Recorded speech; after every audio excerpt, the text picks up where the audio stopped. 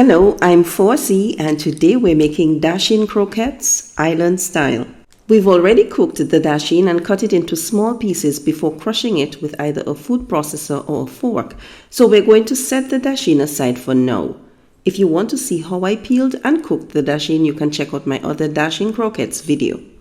Meanwhile, we're going to saute the seasonings. To a frying pan, add olive oil or avocado oil, red and yellow onions, bell peppers, seasoning peppers, and saute to soften. Once tender, add crushed garlic to the other seasonings and stir to combine. Next, we're going to add the dasheen to the food processor along with the sauteed seasonings as well as a sprig of celery, parsley flakes, oregano, basil, and a few sprigs of chive and all-purpose seasoning to taste.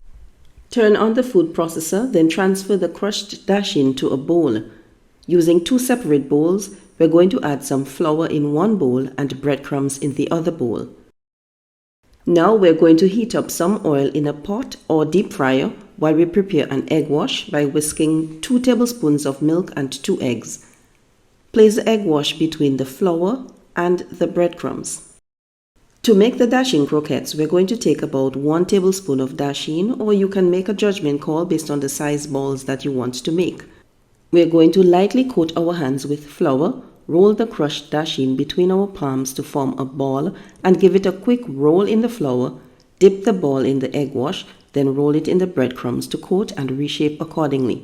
We will repeat this process until all the dasheen mixture is finished and shaped into balls of similar size. While we're rolling the dasheen, we will fry a few dasheen balls at a time, turning accordingly to get a golden or light brown color all around. Leave enough space in the fryer so that the dasheen can fry properly.